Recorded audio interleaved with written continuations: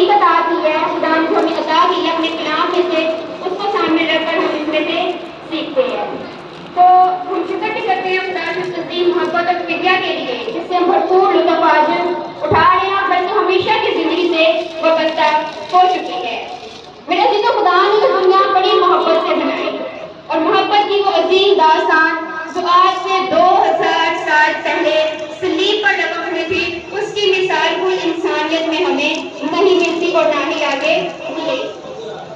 سوائیں جن کے پاس پاک صحائف موجود ہیں، میرے ساتھ کھول کے لوکا طبیب کی معرفت لکھا گیا انجیلی بیان، اس کا 23واں باب، اس کی 34ویں آیت۔ مقدس لوکا کی انجیل، اس کا 23واں باب اور اس کی 34ویں آیت۔ یہاں پر خوشیوں مرکوب میں خوشی رقم دیا گیا ہے۔ یسوع نے کہا، اے باپ ان کو معاف کر کیونکہ یہ جانتے نہیں کہ کیا کرتے ہیں۔ میرے عزیزوں، سولی پر جو اوپننگ ورڈز تھے یا سٹارٹنگ ورڈز تھے وہ خداوند یسوع المسیح کے معافی کے حوالے سے تھے۔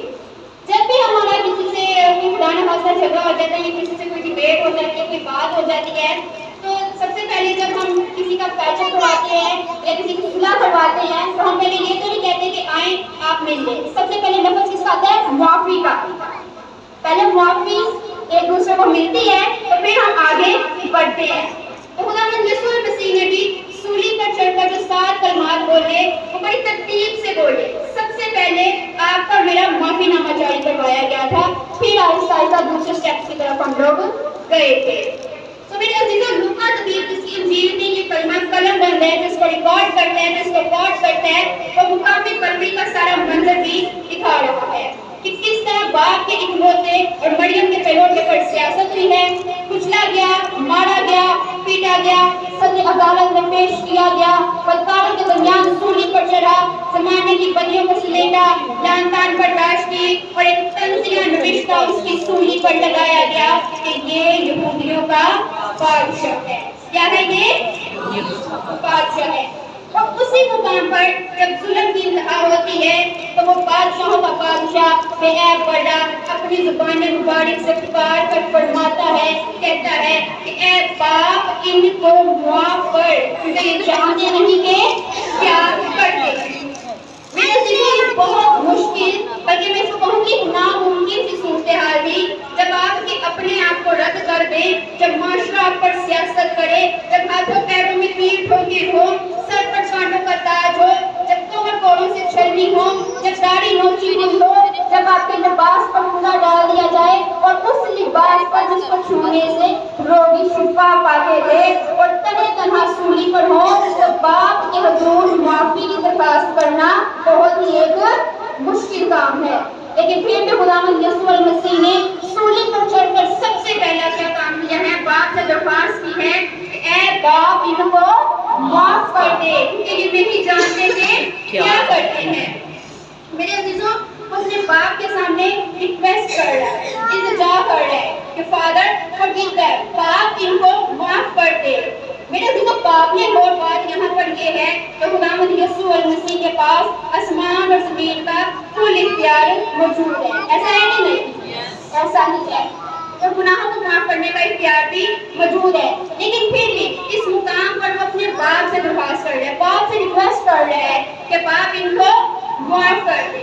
میرے عزیزوں، کیونکہ یہ مرحلہ مشکل تھا، معاملہ کٹھن تھا، جہاں پر جو معافی اور بخشش کی درخواست تھی وہ نہ صرف رومی سپاہیوں کے ہجوم کے لیے نہیں تھی، تانا زنی کرنے والوں کے لیے نہیں تھی، اور اس وقت کے مذہب کے ٹھیکے داروں کے لیے نہیں تھی، بلکہ معافی کی درخواست عدن کے آدم سے لے کر آپ تک اور مجھ تک تھی۔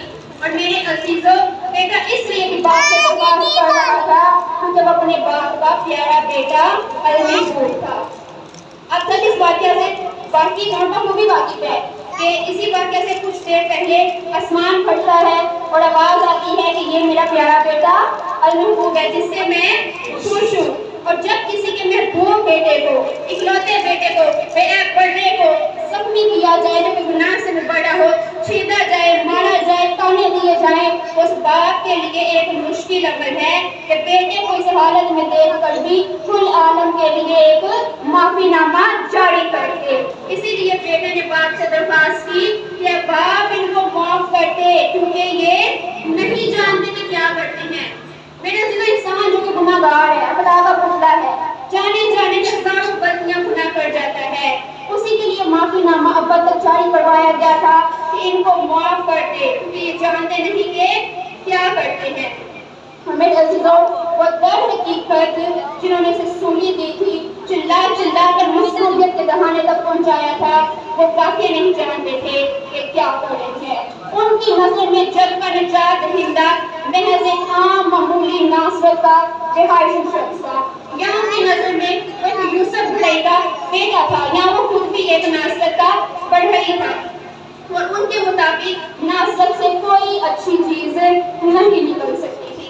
لیکن وہ بے خبر تھے اور واقعی نہیں جانتے تھے کہ ناصرت سے کل عالم کی نجات، کل عالم کا کفارہ، نجات دہندہ، دنیا کو معافی، محبت، خوشی، اپنی زندگی اور نجات دینے آ رہا ہے۔ Hallelujah, hallelujah. اور میرے عزیزو، آخر میں لفظ جو ان ہے اس پر غور کریں گے کہ جو لفظ ان کہا گیا ہے کہ ان کو معاف کر دے، کیونکہ یہ نہیں جانتے کہ کیا کرتے ہیں۔ یہ جو لفظ ان ہے، اس کو بولتے ہوئے کن کو معافی ملی میرے عزیزو؟